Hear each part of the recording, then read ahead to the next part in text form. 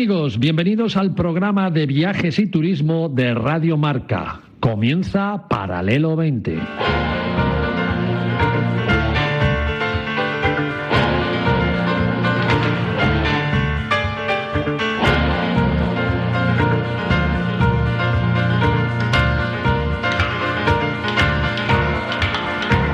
Paralelo 20. Con Marcial Corrales, Carlos García Pastor y el gran equipo de colaboradores.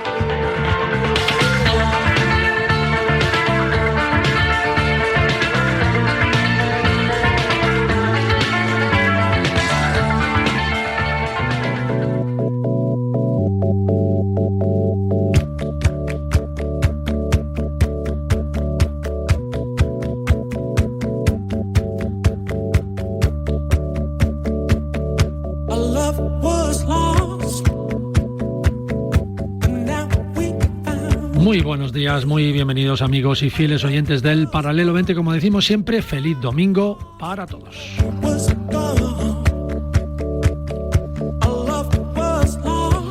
A ver, compañeros, os voy a presentar muy rápido, Carlos, Joaquín, María, porque me está esperando Santos Valenciano.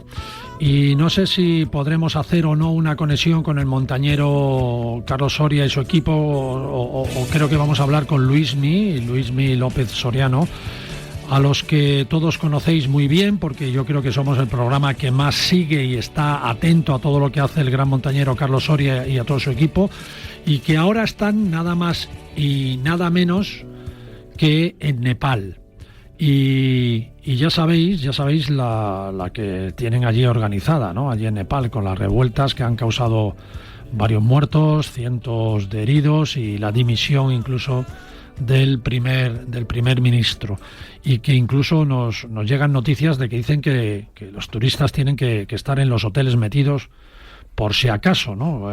No lo sé. Pues allí les ha pillado también a Carlos Soria y a Luismi en su viaje hacia Katmandú para subir otro 8.000, en este caso el Manaslu, de exactamente 8.163 metros.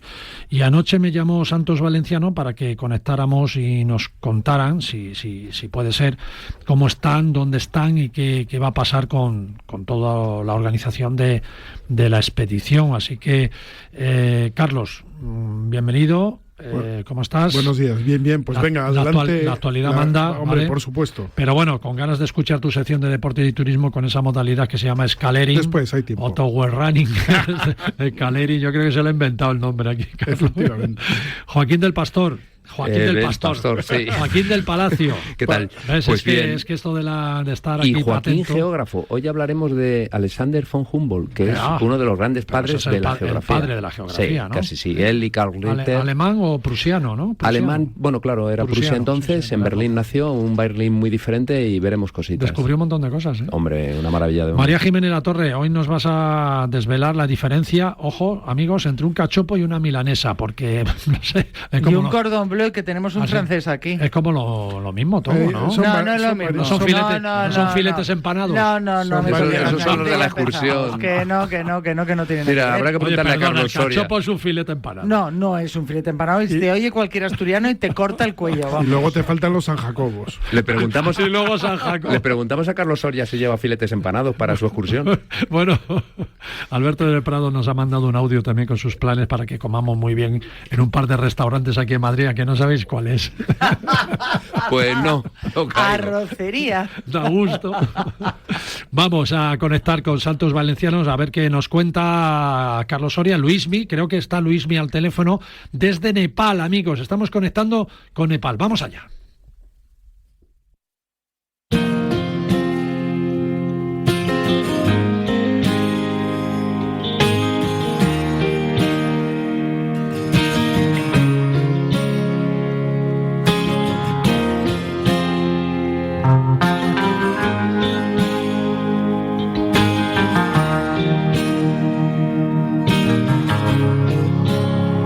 Look upon the mountain waiting on a train.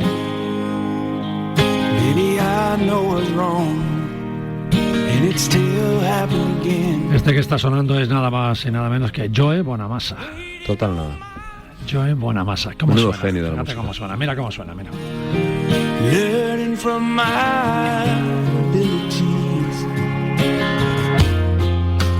Who was wrong and who... Bueno, amigos, Carlos Soria subió hace 50 años y ahora repite con 86. Con 86 años, ¿eh? Hace 50 años estuvo en la expedición española que pisaba la cumbre del Manaslu a 8.163 metros de altura. Y ahora, pues Carlos y su equipo será el montañero con más edad que lo consiga, cuando lo pise, por supuesto, del mundo. Si Dios quiere, dentro de unos días. Ahí está su inseparable sombra, que es el cámara y fotógrafo Luis Miguel López Soriano. Toda una hazaña que de momento está en stand-by porque la situación de Nepal es un poco complicada. Santos Valenciano, nuestro colaborador más querido. ¿Cómo estás, Santo? ¿Estás por ahí? Hola, buenísimos días. Sí, aquí estoy, pendiente de la expedición casi al minuto. Qué bueno. Tenemos a Luismi también, ¿no? Desde Nepal. Luismi. Hola, ¿qué tal? ¿Me escucháis bien? Coño, que se te escucha mejor que a Santos y estás más lejos. ¿Qué tal, Luismi? ¿Seguro que estás en Nepal? ¿Seguro que estás en Nepal o ya te ha vuelto? Parece que está aquí en el despacho de al lado. Bueno, qué bueno. Estamos aquí, estamos en Nepal. Justamente hoy estamos en Lukla, que ayer acabamos de la parte de aclimatación caminando por el Valle del Khumbu, que es el valle donde se encuentra el Everest, que normalmente siempre lo utilizamos para aclimatarnos bien a la altura. Y hoy teníamos que haber volado a Katmandú, lo que pasa que, bueno, por el tiempo, al final el aeropuerto lo abrieron hace 2 días, finalmente, pero hoy por el tiempo no hemos podido volar. Vaya. Y pues si todo va bien, mañana estaremos en Katmandú. Qué bueno. Oye, ya sabes que tenéis un embajador aquí en el programa que es Santos Valenciano. Anoche me llamó Marci, tenemos que llamarles, están tirados en Nepal, no sabemos si se va a cancelar la expedición, sería un palo para Carlos Soria con sus 86 años que va a subir este 8.000 que quiere cumplir con ese 50 aniversario. Santos, he cumplido con tus deseos, aquí estamos. Sí, bueno, muchas gracias. Yo soy embajador del grupo de Carlos Luismi, está de faltasito, pero van con 2 buenos amigos. Estoy pendiente desde el día 29 de agosto que partieron desde Madrid, llevan 2 semanas, la aclimatación ha sido perfecta, han subido picos entre 5.500 y 6.000, con lo cual, si todo va bien, entiendo que en unos días están en el campo base del Manaslu para intentar hacer cumbre. Aunque la situación es complicada, fíjate cómo son las cosas, y ahora lo podrá corroborar Luismi. Ayer me envió una fotografía que, si él autoriza, subiremos a nuestras redes, de una señora sonriente con un niño. A pesar de la situación tan complicada, la gente es feliz, sonríe, y los acontecimientos que están sucediendo en Katmandú pues van por otro lugar. Ya. Pero entiendo que esto es así, ¿verdad, Luismi? Sí, la verdad que, bueno, al final lo que ha pasado estos días al final ha sido, pues eso, el detonante de una situación que tenía que explotar por algún lado, ¿no? Porque el gobierno realmente era un gobierno bastante corrupto, que llevaba muchísimos años, y además reprimiendo a la gente joven, a esta generación Z, que es la que ha un poco encabezado la protesta. Y bueno, al final todo ha sido pues los nepalíes son muy tranquilos normalmente, muy pacíficos. Lo que pasa es que hubo una represión muy grande de una manifestación donde mataron, la reprimieron a tiros con fuego real y mataron cerca de 20 jóvenes. Sí, 24. Y al final pues se ha desencadenado, 24 creo que fueron, se ha desencadenado esta situación que realmente fue un día, fue un día de una revolución, de un día donde... Pero Luis, es que la gente ha quemado el palacio gubernamental, y el ministro el primer ministro ha tenido que dimitir, ¿no? Sí, ha sido terrible, ha sido un día pues eso, de fuego totalmente, en el que se ha pegado fuego a muchísimos edificios, ha sido terrible. Parece que la situación ya ha vuelto otra vez a la calma. De hecho, la gente tiene mucha mentalidad de reconstruir, de volver otra vez, de elegir un gobierno. Hay una mujer, Susila Karki, que es la principal líder, que está muy apoyada por la gente joven. Y bueno, parece que en los próximos días se podría crear este gobierno y terminar de estabilizar la situación, ¿no? O sea que entonces no peligra la expedición, entonces, ¿no? No, porque sobre todo, bueno, ya además de por nosotros, lógicamente todos los sherpas que acompañan, toda la gente que trabaja en las expediciones no se puede permitir el lujo de perder una temporada como es el otoño de trabajo, ¿no? Porque si no sería la ruina total para gran parte de la gente, de la población de Nepal. Entonces hay que tirar para adelante y lógicamente nosotros estamos allí para apoyar siempre a la gente y no nos vamos a ir, vamos a estar aquí. Mañana volaremos, si todo va bien, a Katmandú y esperamos seguramente al día siguiente ir ya hacia el campo base del Manaslu para volver a la montaña y concentrarnos en el objetivo, que bueno, pues ese 50 aniversario del Manaslu. Carlos está en forma, Carlos está. ¿Cómo está? Eso te iba a preguntar, ¿cómo está Carlos?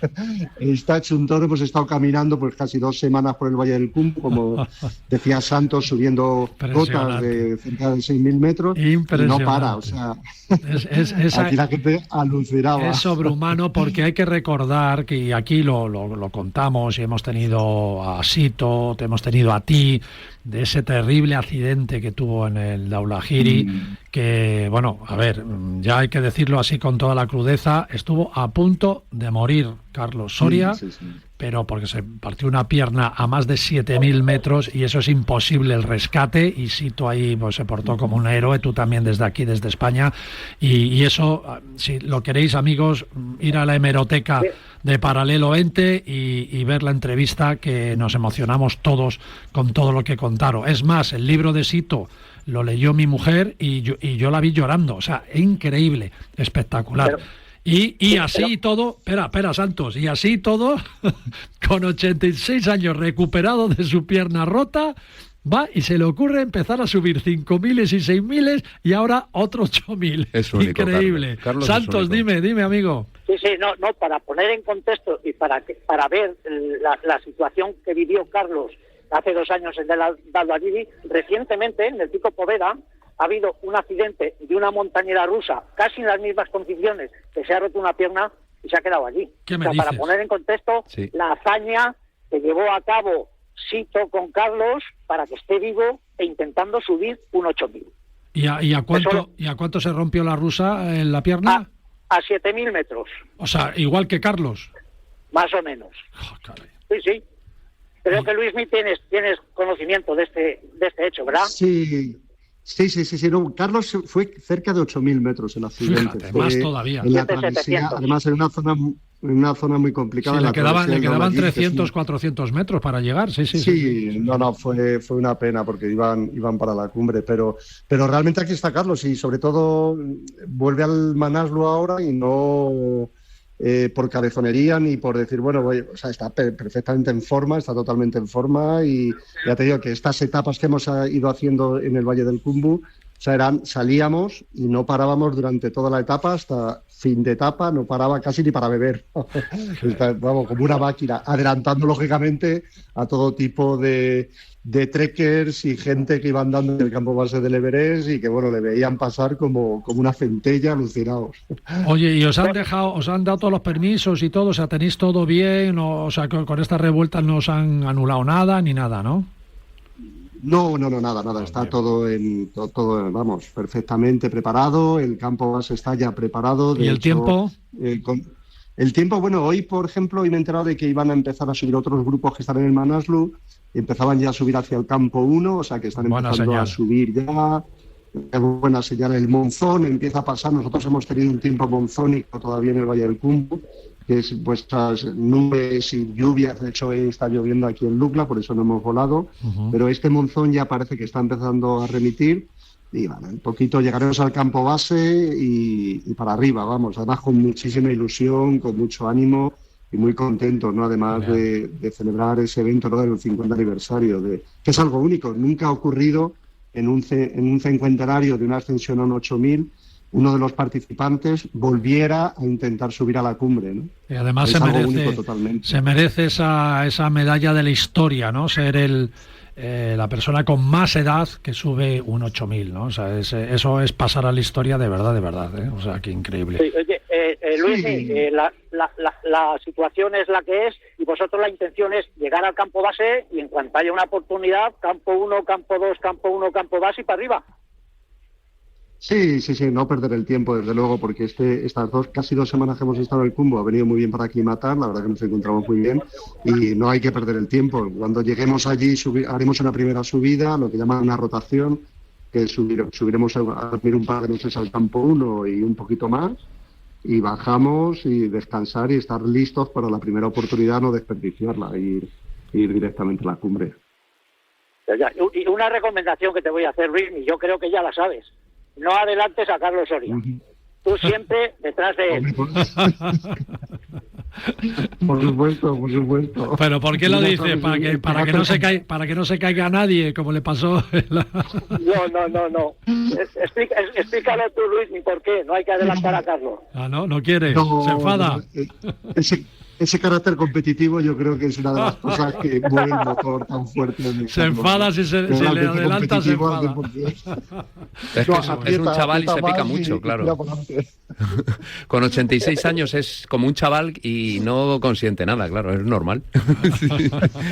Bueno, oye, Luismi, suerte y al toro, y al Manaslu. Suerte y al Manaslu, ¿eh? Muchísimas gracias, un abrazo a todos. Que vaya bien. Muchas gracias. Suerte, Luismi. Oye, Santos, ¿tú dónde estás? Porque se te escucha peor que a Luismi. Está en la zona sur de Vallecas. Yo ahora sí te digo dónde estoy. Yo ahora mismo estoy paseando por el paseo de Pintor Rosales cerca del templo de Devot. Pues mira. Pues fíjate, al ladito. Y suenas peor que Luismi. Pues la próxima vez que te llamemos... Vete a Katmandú. Vete al Nepal. Para escucharte mejor. Bueno, amigos. Un abrazo, Santos. Chao. Gracias, Santos. Buena expedición y un fuerte abrazo para Carlos y seguimos en contacto muy pendientes de lo que pase. Genial. Venga, chao.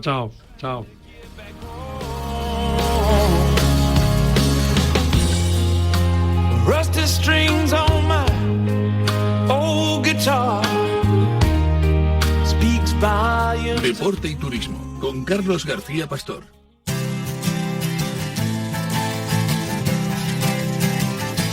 I will always be hoping you will always be.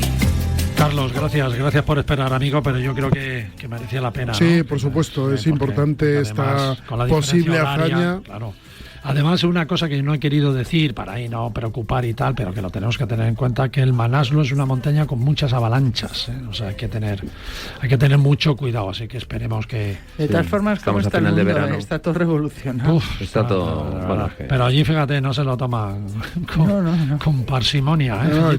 Te queman el palacio presidencial. Yo he visto algún vídeo que echaron a los ministros ahí al río y tal.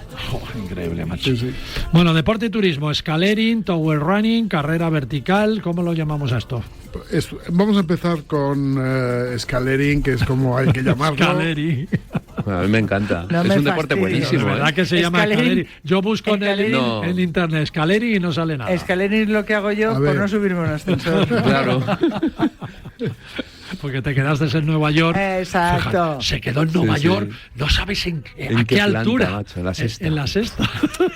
Pero en el hotel. No vendes. Realmente, todavía en Nepal. A ver, el scalering es un senderismo con un pequeño plus. Simplemente. Tampoco es que... Lo que pasa que... Con desnivel. Con desnivel y puede haber pues un poco de montaña, puede haber torres, que es el caso del tower running. Pero vamos, esto lo inventaron durante la Segunda Guerra Mundial los italianos en los Alpes para la zona de los Mont Blanc Dolomitas. Entre los Dolomitas y los Alpes, para cruzar precisamente por las montañas tenían que llevar equipos pesados, entonces claro, tenían que meterle a las montañas pasarelas, grapas, ganchos, vías ferratas, y ahí al final lo hemos convertido en un deporte. Exacto. Y al final es combinar un poco el senderismo, porque para llegar allí tienes que hacer... Yo creía, Carlos, que como has estado en el Algarve y en el Algarve para ir a las playas tienes que bajar unos acantilados por unas escaleras. Claro. Digo, dice, voy a hablar de escalera y digo, se lo he inventado. No. Bueno, igual un poco inventado, sí, pero yo lo busqué en Google y existe. Sí, bueno. Lo que pasa que el Real Diccionario de la Real Academia Española no lo permite todavía. Pero bueno, lo pondrán pronto, porque cada vez se aceptan más cosas. De todas formas, yo creo que al final es un senderista que se ha aburrido, senderos para arriba, ¿no? Y que quiere hacer Spiderman, así. Claro, y además es que oye, el Tower Running sí que eso. Luego lo cuento. Que las escaleras se entrenan muy bien, ¿eh? No, las escaleras, vamos, que yo subo las de mi casa y son 14 y uno de los mejores entrenamientos que existen. Yo cuando estaba preparando un poco el programa he estado mirando realmente el consumo calórico de subir escaleras y alucináis. Caminar en una hora son unas 300 calorías, ¿vale? La bicicleta, que es el doble, son entre 500 y 600 calorías en una hora, ¿vale? A ritmo normal. El escalerín son 850 calorías. Pero una cosa, Carlos, ¿el escalerín para abajo también vale o solo para arriba? Bueno, creo que ese no sería desescalerín. Para abajo puedes subir de espaldas y crees que estás bajando. Para abajo yo te recomiendo bajar muy despacio. Sí, hay que bajar. De todas formas, y ya verás cómo es trabajo. Vamos a empezar un poco con lo que es el escalering, lo que yo llamo escalering, que al final son, pues eso, vías ferratas o senderos con escaleras, sobre todo al aire libre y en la montaña, ¿no? El tower running es más en la ciudad. Dentro de un edificio. Subir el Empire State. Entonces, al aire libre, pues tenemos un montón de destinos para los que les guste el hacer este tipo de senderismo con un pequeño plus. Pues tienes, por ejemplo, en la zona de Montserrat, en Cataluña, hay una de las mejores zonas preciosa y una de las mejores zonas para hacer vía ferratas, escalada, senderismo de montaña, o sea, y con un paisaje espectacular. Exacto. Todo el Pirineo, Huesca, por ejemplo, Mayos de Riglo, bueno, en cualquier sitio del Pirineo casi puedes hacerlo. Donde haya montaña, normalmente hay este tipo de actividad, ¿no? En los picos de Europa, León, Castilla-León iba a decir, no, es León, Palencia, Asturias, Cantabria, pues ahí tienes caminos enteros. El propio, que lo comenté el año pasado, que estuve haciendo el Cares, la Garganta del Cares tiene una zona de subida, bonita, de puentes, es impresionante. Sierra Nevada, todo lo que es la parte de la sierra. En verano, ¿verdad? En verano aprovechas y subes por todo, que en invierno son pistas de esquí. Exacto. Málaga, el Caminito del Rey. Sí, lo conozco también. ¿Tú también? Sí. Qué bonito el Caminito. Es una maravilla. Yo lo conozco además cuando vértigo. estaba todavía sin renovar. Un poco vértigo da, ¿eh? El puente al final, el puente que tienes que cruzar de un lado para otro. A mí me da un poco de vértigo. Ahí, pues eso, al final es correr, subir, trepar y luego te bajas la tapita de jaboncito. Porque te la mereces. Exacto. Luego terminas el escalerín y dices una cervecita porque me la merezco. Me la he ganado. Y luego no nos olvidemos también de las islas, tanto en Baleares como en Canarias, sobre todo en Canarias hay unas rutas volcánicas donde puedes hacer escalering, entre comillas, que son subidas tremendas, TID, bueno, el Pico de las Nieves, un montón. Ahí tenemos para elegir mucho más que todo eso. Eso sí, no lo hagamos en pleno mes de agosto a 30 o 40 grados porque nos podemos quedar ahí mismo. O sea, y beber siempre mucho agua. Pues tener en cuenta que el esfuerzo calórico de energía que requiere esa subida es impresionante, o sea, es el doble que andar en bici. Te vas a Negro, que eso lo conozco yo, eso de que me dé un golpe de calor, irme a Negro. Y luego, pues eso, impresionante. Destinos internacionales, pues ahí tenemos también, pues donde hay montañas, ¿no? Los Dolomitas en Italia, que es donde comentábamos el tema de donde se inventó un poco la vía ferrata como tal. Con los soldados. Yo tengo unos esquís en casa de los soldados, de soldados italianos de esa época. pues... Lo compré en un museo que tenía una réplica Ajá. y me gustó mucho. Yo que soy esquiador y los Dolomitas es mi sitio favorito para esquiar. Todo lo que Pues lo compré allí, Dolomitas, y me muy los bien. traje. Y te Unos los esquí traje. de maderas antiguos con los enclajes antiguos de cuerdas, casi, o sea que, pero son muy bonitos, los tengo en casa. Luego todo lo que es Suiza, la parte también de los Alpes franceses, lógicamente, todo lo que es montaña hemos dicho que sí. En Estados Unidos pues también te puedes ir a hacer en Yosemite y en parques de las Rocosas, puedes hacer también este tipo de actividad. En Marruecos, que lo tenemos también aquí, en el Atlas. Qué bueno. Eso sí, ahí después de subir al Atlas te bajas un cuscús y te quedas como nuevo. Con un té, exacto.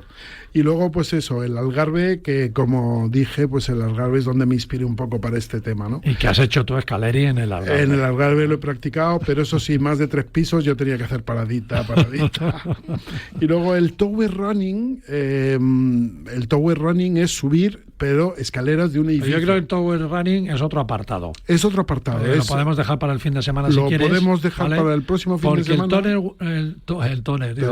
el Tower Running es muy chulo porque hay grandes viajes, grandes paquetes turísticos para ir a Nueva York, para ir a París, para ir Singapur, a Singapur. Hay un montón. En Madrid también se hace Tower Running. Tenemos uno muy importante en Madrid también, con más de 1.000 participantes. En el edificio de Eurostar. Pues ese lo dejamos para la semana que viene. Vale, pues para la semana que viene, Tower Running. Y vais a ver qué sitios más chulos donde podemos viajar, podemos combinar perfectamente ese deporte y turismo que es tu sección. Me parece fantástico.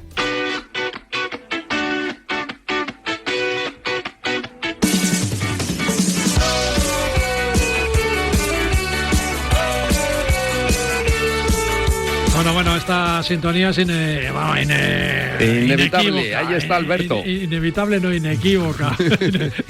Todo es evitable. Sí, bueno. Alberto de Prado, que nos va a recomendar. Venga, a ver si sabéis qué nos va a recomendar. ¿Algún restaurante? ¿Tú cuál dices? Di uno. Yo te digo Arrocería da Gusto. Y tú di otro. Pues un restaurante seguro, ¿no? Sí, pero ¿cuál? Hombre. Me parece mentira. Puerta Bisagra.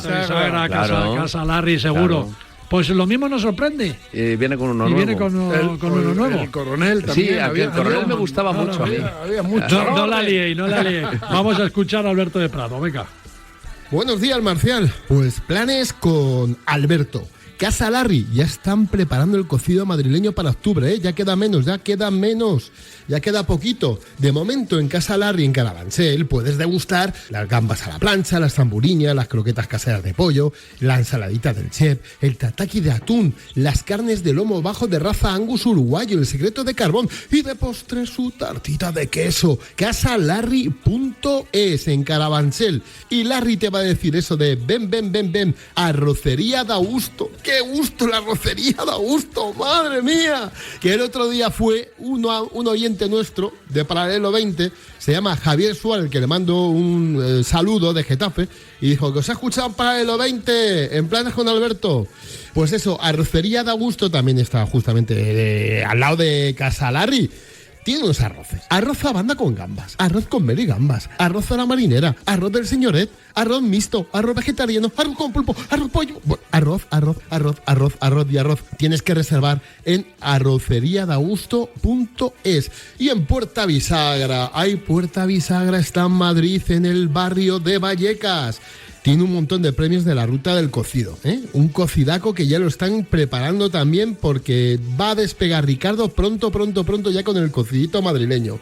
Tiene una terraza fantástica que todavía nos quedan muchos días. Tiene unas croquetas artesanas, las tienes que pedir. O la orejita a la plancha, que estamos preparando ya la ruta de la casquería por toda la comunidad de Madrid y alrededores, con Casquerías Oscar. Ruta de la casquería, Puerta Bisagra, puertabisagra.es.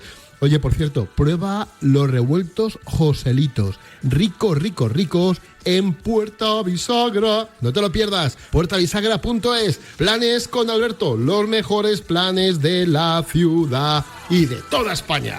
Adiós. Lo que os digo, sí, Larry, Puerta Bisagra y da gusto. Vaya rock que da gusto. Estuve en Da Gusto con mi familia. A mí me mandó Alberto... Espectacular. Tú que eres una experta en arroces. A mí me mandó Alberto una foto que hizo una paella este verano y como estuvo en un curso mío le salió perfecta, que lo sepas. Bueno. Alberto de Prado además es el organizador de la Ruta de la Casquería, como muy bien ha dicho. Él es el organizador. Y luego viene la Ruta de la Hamburguesa, que también es el organizador. O sea que tenemos aquí, y por supuesto la Ruta del Cocido, ¿quién la organiza? Hombre, Alberto de Prado. Alberto de Prado. O sea que tenemos un equipazo en Paralelo 20. Bueno, nos vamos un minuto solo a publicidad y volvemos aquí en Radio Marca con Paralelo 20. Solo un minuto, volvemos enseguida.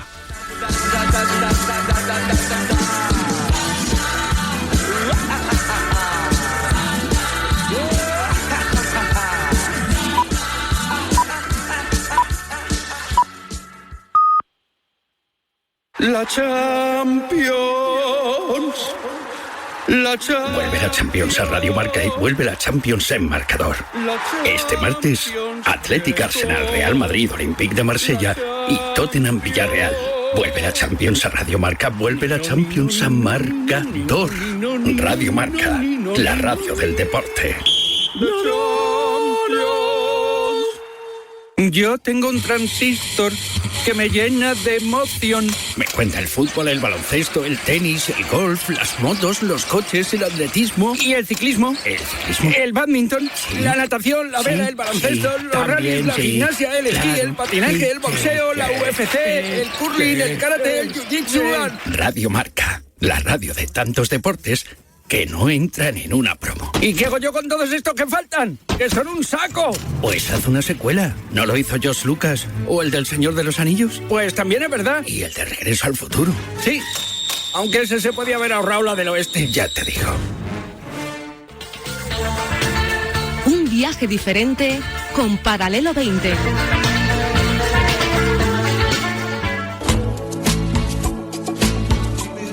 Kilómetro Cero, con María Jiménez Latorre.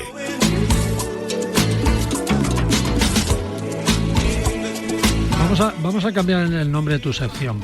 ¿Por qué? Para esta temporada. ¿Por qué? Porque el otro día me dijo un amigo que había una cadena que tiene un programa que se llama Kilómetro Cero también. Pero a ver, son los amigos de Es Radio. ¿Vale? Bueno, pero nos lo habrán copiado ellos a nosotros. Nosotros llevamos 4 años. No sé. ¿Ellos cuántos años llevan? A ver, les da igual a los amigos de Radio y a nosotros encantados, pero la gente equivoca una cosa con la otra y yo creo que ya, como es nueva temporada, te podemos cambiar el nombre. Vaya, hombre. No se lo pedimos a ellos, sino nos lo cambiamos nosotros. ¿Te parece o no? Bueno, lo que tú digas. Pues tú eres el jefe. Vete pensando no, eso. Piénsalo tú que me lo vas a cambiar tú. Yo por mí no lo cambio. Bueno, milanesas, cachopos, San Jacobos, filetes empanados. Bueno, vamos a ver, ¿cómo diferenciamos? ¿Cómo diferenciamos esos filetes empanados? A mí, lo primero que ha dicho Carlos es el San Jacobo. Que le da rabia que diga filetes empanados. No me da rabia. Yo creo que las cosas hay que llamarla por su nombre. Rebozado es otra cosa. El empanado y el rebozado es totalmente diferente. Sí, pero el rebozado listo. Te has pasado de listo. Rebozado siempre es con huevo. Empanado es con pan, como bien pone el empanado. Exacto. Pero rebozado es con huevo. Podrías decir una merluza rebozada. Yo estoy un poco empanado, ya sabes. Sí, bueno, eso desde que te conozco. Bueno, y hasta pero aquí. A ti se te perdona, hasta Carlos. Aquí ha durado el equipo de Paralelamente, que nos llevamos bien hasta ahora. Bueno, a ver, antes ha dicho Carlos el San Jacobo cuando ya hablaba del cordon bleu, que además lo hablaba en tu honor, y el San Jacobo es un plato tradicional español consistente en 2 lonchas de jamón que emparedan, es decir, hacen el emparedado, que sería el sándwich, de una loncha de queso que se reboza con pan rallado y huevo. Por supuesto, luego lo fríes en aceite. Ahora mismo se utiliza mucho la freidora de aire, pero vamos, de toda la vida ha sido frito en aceite. Y es una variante del cordon bleu. El cordon bleu, que es en francés... El cordon bleu suena el cordon bleu, de restaurante alto standing. El cordon bleu, que la traducción es cordón azul, es un plato consistente en un escalope de ternera empanado, enrollado alrededor de una loncha de jamón y una de queso. Oh. Es decir, estamos hablando que tiene carne. ¿Pero está empanado? Sí, está empanado. Pero el filete. Sí, estamos hablando de... O lo enrollas y luego lo empanas. Un filete de ternera en el que pones jamón y queso, lo enrollas, lo empanas y le pones pan y le pones pan y lo fríes. Vamos al cachopo francés. No es el cachopo. No, no es tiene nada que ver, es diferente. Y me he acordado de otro, la pechuga... Villagrois, pero eso es pollo. No, estamos hablando... A ver, el cachopo... Carlos, no da ni una. Ha empezado la segunda parte. Estoy empanado. ¿Te has tomado algo? Es que todo lo que me hablas te lo voy a discutir siempre porque, a no ser que hablemos de... Y luego la milanesa es un filete también empanado. También hay la versión de pollo, Carlos. No nos pongamos nerviosos. Es un filete también de ternera que se empana muy fino. Eso lo fríes y luego encima se le pone queso triturado o rallado, mejor dicho. Le pones una loncha de jamón de york, una loncha de queso y lo metes al horno a gratinar. Eso es una milanesa. Que viene de Argentina. Me encantan las milanesas. Sí, están muy buenas. Pero viene de Argentina, que no tiene nada que ver. Cada cosa viene de una. Nosotros que tenemos un programa de viaje tenemos que saber de dónde vienen. El cordon bleu, que es el originario, viene de Francia. El San Jacobo es esa versión de Francia que está en toda España y sobre todo suele ser quinta gama. Te la venden para que directamente tú la frías en tu casa y ya extra congelado, de ultra congelados. Y luego el cachopo. Toda esta sección ha venido porque el cachopo se ha puesto hiper de moda. Y la milanesa también. Hay dos platos que ahora mismo en todos los restaurantes de Madrid tienes milanesa y tienes cachopo. A mí me encanta el cachopo. Bueno, a ver, el cachopo yo creo que se habla mucho de tradición asturiana. Por supuesto es un plato de tradición asturiana, pero no tan ancestral como dicen que es. Es un plato de, digamos, más contemporáneo. Hay platos de la gastronomía asturiana que se están perdiendo frente a un cachopo que todo el mundo lo pide. Ahora mismo por todo el Cantábrico puedes tomar cachopos desde Galicia hasta Bilbao, porque es que en todos los restaurantes lo tienes. Yo creo que hay que especificar que cualquiera de los que hemos hablado tiene que ser, cuando tú metes algo en aceite, tiene que ser una fritura súper crujiente, limpia y seca. Es decir, no que te venga esa fritura en donde se te despega el pan, que está gomoso, que está lleno de aceite, porque entonces te cargas cualquier tipo de fritura. La freidora de aire, pues eso da para otro programa. Yo creo que si tú sabes freír bien, hemos hablado 1000 veces del aceite de orujo de oliva para fritura, pero vamos, si sabes freír bien, es utilizar un aceite que esté limpio, un aceite que... las freidoras de los restaurantes, si las tienen limpias, fenomenal. Si no, no es lo más adecuado para hacer un cachopo. Y luego, importante, la calidad de los productos. El aceite tiene que estar a 180 grados, hacer una fritura uniforme, sacarlo y a papel absorbente para quitarle todo el aceite. Normalmente un cachopo, cuando tú lo haces, son 2 filetes de ternera asturiana, de la buena. Siempre hemos hablado en este programa que la materia prima es lo más importante para cualquier plato de la gastronomía, y cuando viajéis y a los sitios que vayáis, siempre pedir muy buena materia prima. Yo prefiero pagar un poco más y tener una muy buena materia prima que pagar menos y que te dé una porquería, porque al final, cuando sales del restaurante en cuestión, que ya te has gastado el dinero en hacer el viaje, en ir al restaurante, en probar la gastronomía, es una pena que por muy poco comas mal y encima te vayas de mal humor y encima te fastidien en la mitad del viaje. Entonces, bueno, pues sí, estoy de acuerdo contigo. Y te fastidien la tarde y la digestión. Sí, por eso, siempre, y te cabreas. Siempre ir a buenas calidades. El cachopo tiene que ser una ternera asturiana de primera calidad, muy fina. No hace falta que sean sábanas de 200 metros, que últimamente la gente cada vez es más grande la sábana. Hay sitios donde un cachopo para 14 y te llenan la mesa con un plato. A mí me parece fenomenal que hagas que lo tengas para 14, siempre y cuando que esa ternera sea fabulosa. Y los rellenos... Hombre, a ver, yo siempre creo que antes de rellenar con 28.000 cosas, picadillo, espárragos, normalmente el cachopo se rellena de un jamón serrano, no hace falta que sea un jamón ibérico de grandísima calidad, porque lo vas a enmascarar con una ternera y un queso, un jamón serrano en condiciones, y con un queso asturiano, que no sea demasiado fuerte, o si te gusta fuerte, pero que, por Dios, que los sabores, que sea un equilibrio entre sabores. Si tienes ternera, que se vea que hay ternera, no me pongo un queso pues de Villalón, o un queso azul de estos, un queso Villalón es blanco, un queso de estos de 3 leches asturiano, que está buenísimo, pero pero claro, es tan fuerte. Un idiazabal de esto que se come todo el sabor de la ternera. Claro, no metáis un queso a lo bestia, porque si no, la cosa es que se vea la cremosidad del queso junto a la maravilla de la ternera asturiana y ese jamón que le da ese toque de sal que también necesita. Y una buena fritura y tienes un plato excelente.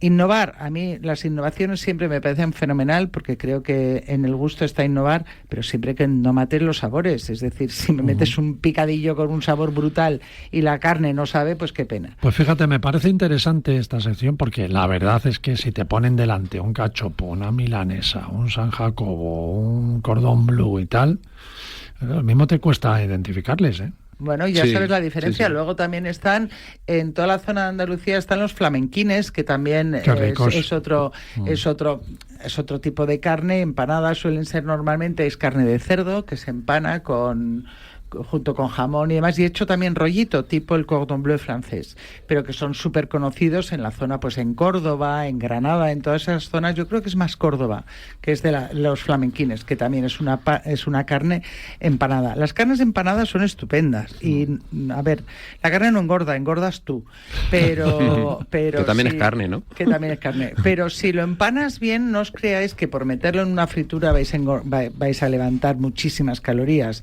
La cosa es freírlo bien. Cuando tú fríes bien, no tienes por qué meter 28.000 calorías. Bueno, yo cuando veo el restaurante que le han dado el campeonato del cachopo y tal, el mejor cachopo de Madrid o de Barcelona o de Valencia, me apunto. Cogemos mi mujer y yo y decimos, oye, vamos a probarlo. ¿Te gusta eso?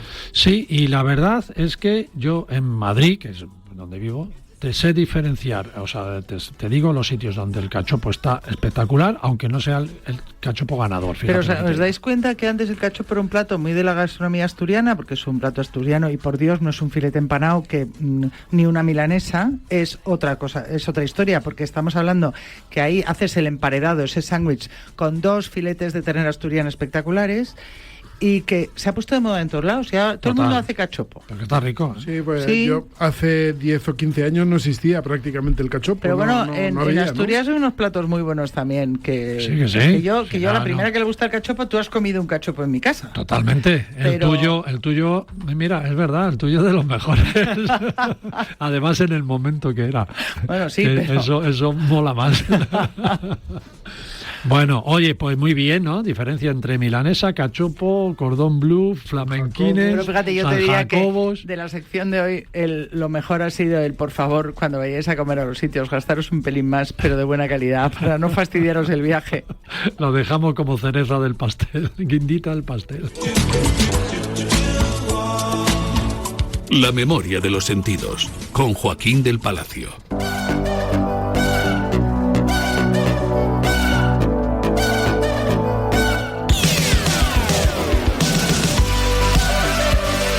No, Joaquín del Palacio, hoy estás en tu salsa, ¿eh? Sí, sí.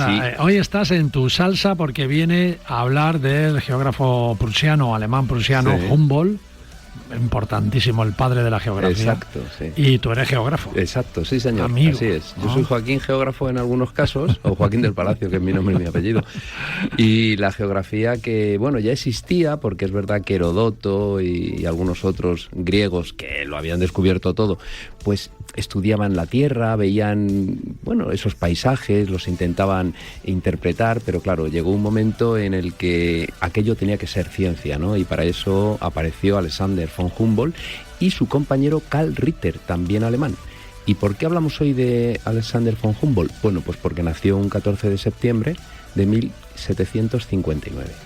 Y desde entonces, él vivió 90 años, con lo cual tuvo mucha relación con muchos lugares. Viajó por Canarias, por ejemplo, por Sudamérica. Era un polímata este hombre, era un hombre que entendía de muchos ambientes o muchas sabidurías diferentes, ¿no? Por un lado era naturalista, por otro lado era geógrafo, era explorador, y con su hermano, que era también ministro de la época, Wilhelm von Humboldt, pues le dieron mucha importancia a su propio apellido, porque no solamente Alexander, sino que Wilhelm, que también era otro polímata, podemos decir, más filósofo y lingüista, y Alexander, más naturalista y geógrafo, bueno, pues entre ambos le dieron como un cambio, ¿no? Una aportación cultural a la época. De hecho, en la vida de estos Humboldt, Berlín fue una ciudad que cambió, fue una ciudad que al poco ellos eran jóvenes aún, fue cuando se hizo, por ejemplo, la Puerta de Brandeburgo, ¿no? Que es uno de esos grandes símbolos de la capital. Sí, sí. Es verdad que la gran avenida bajo los Tilos, que es Unter den Linden, ya existía, pero le dieron esa importancia. Y a partir de entonces, también debido a esta importancia que tenían estos dos grandes personajes de la cultura, fue cuando se empezó a hacer la isla de los museos. El antiguo museo, gracias el a Altes, ellos. ¿Ah, sí? No gracias a ellos, pero ese impulso que le dieron a la cultura, tanto los dos Humboldt como Ritter, porque la geografía siempre está muy relacionada con la historia, con el arte, y bueno, es una ciencia que realmente lo que estudia es la relación del hombre con la tierra, con lo cual estudia un poco todo, ¿no? Estudia por un lado al ser humano y por otro lado esa ciencia de la tierra, ¿no? Y la relación que existe entre ambos. Y bueno, pues empezó a hacer un poco de ebullición esa cultura en el mundo de la Prusia de aquellas épocas, porque luego ya sería Imperio Alemán, y la isla de los museos surge en el siglo XIX y se van edificando esos 5 grandes museos, el Altes, el Neues, el Bodes era el último, el Pérgamo me parece que es el último, y bueno, pues se van edificando junto a la catedral, que también en esa época pues surge. Y curiosamente, que esto es lo importante de este momento, allí existía un poquito más a la parte sur el Palacio Real alemán. Ese Palacio Real quedará totalmente destrozado en la Segunda Guerra Mundial, y con la llegada de los soviéticos esa parte se quedó en la Berlín Oriental, y tiraron lo que quedaba de ruinas porque, bueno, Berlín había sido totalmente destrozada y ese Palacio Real quedó totalmente destrozado. Hicieron el Palacio de la República. Un poco, bueno, yo creo que como para decir, si estaba antes el Palacio de los Reyes y como los soviéticos eran antimonárquicos, pues hicieron ese Palacio de la República. Había que ver el Palacio de la República. Un edificio que no sirvió para mucho porque tenía asbestos, amianto, y entonces el amianto era peligroso. Terminaron tirándolo y terminaron construyendo un nuevo Palacio Real con la misma imagen de la fachada, pero dentro está precisamente el Foro Humboldt, que esa es la importancia, para que veamos hasta qué es importante este hombre, ¿no? O sea, ¿merece la pena hacer un viaje hasta Berlín para disfrutar de su cultura? Sí. ¿Para conocer a Humboldt, a los dos hermanos, podría yo decir? Pues también. Pero es que dentro de este foro está, por un lado, el Museo Etnológico, maravilloso, y está luego el Museo de Arte Oriental, que está plagado de piezas. O sea, una visita de un día es imposible poderlo ver. Es espectacular. Berlín es un viaje de museos exclusivamente. Sí, señor. Y además no te tienes ni que mover. O sea, es que simplemente con recorrerte esa isla de los museos, es preciosa, y puedes estar una semana, así te digo. Yo vi la puerta de Instar ahí en Pérgamo. Sí, señor, allí está, en el Museo de Pérgamo. Espectacular. Increíble, allí metido dentro. Es que suena a película de ciencia ficción, la puerta de Instar. Y el altar de Pérgamo y también está allí. El altar de Pérgamo, qué bueno. Sí, oye, fíjate, Alexander von Humboldt, que si te pones a averiguar las cosas que descubrió, ¿no? Por ejemplo, hay una corriente, la corriente de Humboldt. Sí, señor. La corriente de Humboldt, que además es como la corriente buena, ¿no? O sea, eso es. Aquí todos escuchamos hablar de la corriente del Niño, ¿no? Del Niño, que baña toda la costa del Pacífico de Chile, Perú.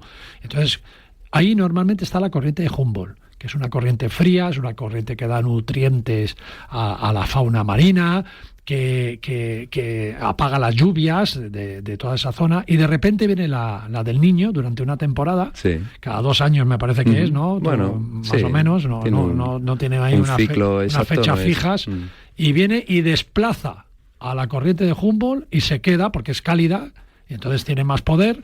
Y entonces vienen todas las lluvias, todas las imágenes esas torrenciales que vemos, no tiene nutrientes para la fauna marina. O sea, es que es mala la del Niño. Sí, bueno, es diferente. Yo no creo que sea mala ni buena, yo creo que incluso la naturaleza, ¿no? Es sabia. Claro, pasa incluso con los incendios, Fíjate, voy a alzar ahora la voz a favor de una cosa un poco complicada. Es verdad que los incendios provocados son un problema, pero cuando los incendios son naturales, en parques naturales, por ejemplo, o nacionales, como es el caso de Yellowstone, lo que deciden es que si ha sido de origen natural, que se maneje de forma natural, porque al final no deja de ser nada más que un reciclaje de esa zona del bosque, pues porque pasa, porque ocurre, porque son enfermedades que tienen los vegetales. Es sí, que es muy grande una el parque. plaga que te mata, ¿no? Entonces, porque rápidamente en los límites ya se ha construido sí, efectivamente, no vale para todos los sitios, claro. Y pero no quieren que el fuego llegue. Pero que la naturaleza al final es algo que se autorregula y con ese mismo sistema pues ocurriría con esas corrientes de las que hablas tú. Pero fíjate, vamos a hablar de Humboldt, que también perteneció a la Academia Alemana de las Ciencias Naturales, Leopoldina. Perteneció a la Academia Prusiana, a la de Ciencias de Baviera, a la de Gotinga, a la Real Academia de Artes y Ciencias. O sea, es que estaba metido en todos los lados, en otros países. Fue un hombre verdaderamente admirado por todos y hoy en día pues nos queda precisamente ese Foro Humboldt, nos queda ese recorrido que podemos hacer por Berlín para buscar lo que fue aquella capital prusiana, que luego fue capital del Imperio Alemán y terminó, bueno, pues un poco con esos problemas de la Primera Guerra Mundial, la Gran Guerra, y sobre todo de la Segunda Guerra Mundial, con esa masacre criminal de toda la ciudad para terminar destruyéndolo todo, incluso este Palacio Real. Algunos de los museos quedaron muy destrozados, que tuvieron que ser luego repuestos, y bueno, pues al final es un arrase total, pero hoy en día podemos encontrar todavía esos vestigios en Berlín, una ciudad además plagada de zonas verdes, con un ambiente maravilloso, llena de museos, sin duda. Donde podemos encontrar incluso el Museo de los Samuráis en Berlín. Sí, el mejor museo fuera de Japón de samuráis está en Berlín, por ejemplo. Pero mira, yo creo que Humboldt era un personaje, era sin duda. Un tío curioso, ¿no? Sí, un polímata. En su época, para que sepáis, en su época no se habían medido todavía los montes, ¿no? Las alturas. Se creía que el Chimborazo era el más alto del mundo. Era el más alto del mundo, o sea, no se había medido todavía el Everest. Y va Humboldt y dice, pues si es el más alto del mundo, yo lo subo. Y lo escaló. Y se subió hasta arriba. Y se subió, fue uno de los primeros que subió el Chimborazo. Y luego hay una curiosidad entre el Orinoco y el Amazonas, que hay una unión. El Orinoco y el Amazonas van casi paralelos a desembocar en el Atlántico, y el Orinoco abre un canal que comunica a través del río Negro, que es un afluente del Amazonas, con el Amazonas, y lo hace navegable. Puedes navegar por el Amazonas, el canal, y irte al Orinoco y llegar al mar. Es increíble. Y eso lo descubrió también Humboldt. Y existía de forma natural. Sí, de forma natural. Bueno, impresionante. Es que Humboldt era un gran explorador, y estos detalles que tú aportas, pues es cierto que formaban parte de su vida, de su conocimiento y de lo que nos ha aportado, ¿no? Y muy humanista también, o sea que muy bien. Oye, yo creo que... ¿Por qué has traído a Humboldt? Bueno, pues porque nació tal día como hoy, pero de 1759. Coño, entonces sí, claro. Sí. Entonces, felicidad de Humboldt. Exacto, sí, que cumple un montón de años ya. Pero ahí sigue, para nosotros sigue ahí.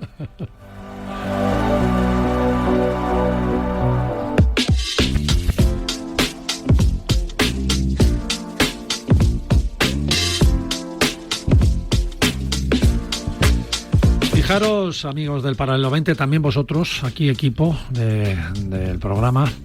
Ahora que se acaba el programa del domingo, que ya estamos en los últimos minutos aquí en Radio Marca, deciros también que hoy se acaba la oportunidad que los amigos de Air Europa nos han estado ofreciendo durante estas 2 últimas semanas. Pero quedan unos minutos todavía para que sean solo las 10 de la mañana. Es decir, que tenéis todo el día de hoy para aprovecharos de la campaña Time to Fly, tiempo para volar, de Air Europa.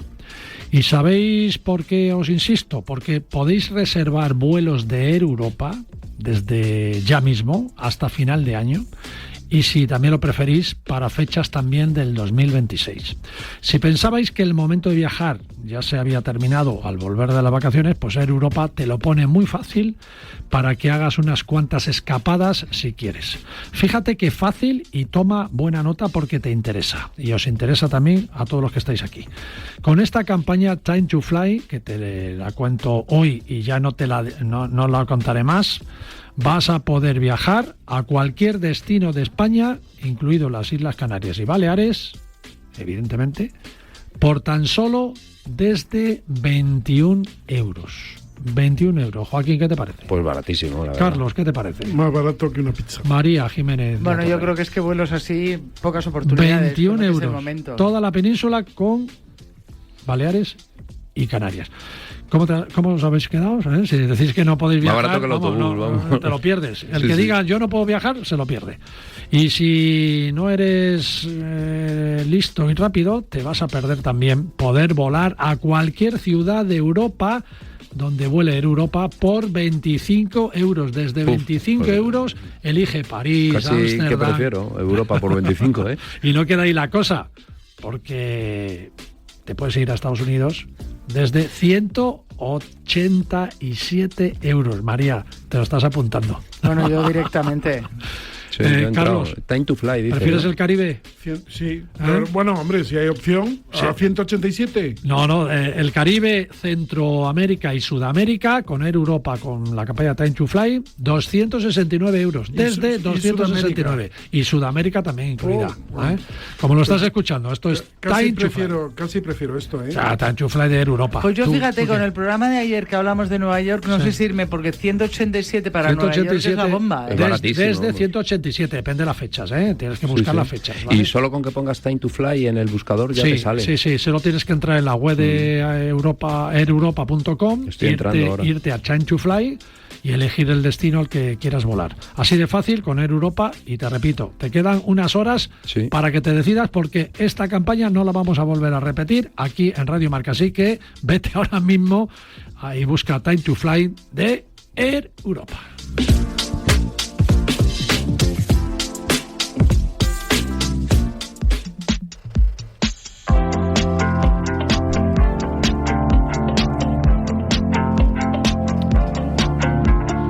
Bueno, pues ahora sí que nos vamos. Ahora sí que nos vamos. Joaquín del Hasta Palacio. la semana que viene. Gracias por traernos parte de la vida Júmbolo. Sí. Tío, muy interesante. muy interesante, muy interesante. macho. Para que sepáis lo importante que es la geografía. Además recorrió todo Sudamérica Sí, prácticamente. sí. Es impresionante. Y En esa época. y siempre descubriendo en esa época, exacto. García Pastor, Scalerin. También muy importante, ¿eh? Mira, tú haces Scalerin y María Jiménez de la Torre y yo, ahora ya, que ya son las 10, cervecerin. A las 10 de la mañana una cervecerín, no, pero No. yo la Pero, semana hombre, si que viene me llevamos voy a de pie hacer... desde las 7. Yo me voy a hacer la semana que viene un cachopo con un vino de Cariñena. ¿Cómo lo ves? ¡Ah, amigo! Que nos vamos a Cariñena. Qué buena. Es Eso. verdad, nos vamos a Cariñena el próximo fin de semana, sábado y domingo, los 2 días, todo el fin de semana, especial Cariñena, con los amigos de Cariñena. Qué buen vino y qué bien se come, Por qué bien se eso. come. Así que, Joaquín, Cachopo maño. tú no vienes. No puedo. Joaquín no puede. Yo sí, yo Se sí, lo yo pierde. sí, No, yo no. sí, yo sí, Vamos, yo sí. tú, María Jiménez de la Torre, Carlos García Pastor y yo a hacer el doble sesión, doble programa de Paralelo 20 en Cariñena. Así que nos vemos. Decimos adiós, adiós y nos vemos en Cariñena. Hasta luego. Chao, chao, chao, chao.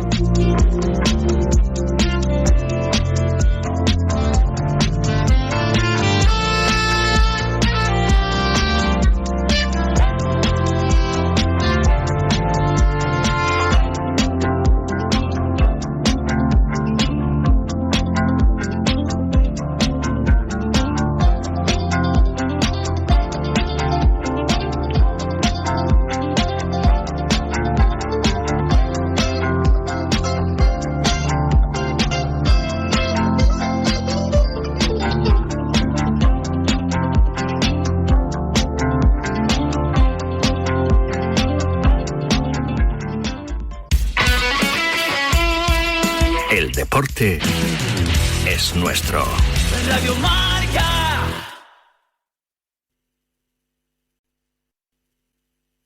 ¿Estás escuchando? Porque estáis escuchando, ¿no? Hola. Yo creo que sí. Bueno, yo lo digo por si acaso. Radio Marca, la radio del deporte. ¿Lo veis? Es siempre igual con un baloncito.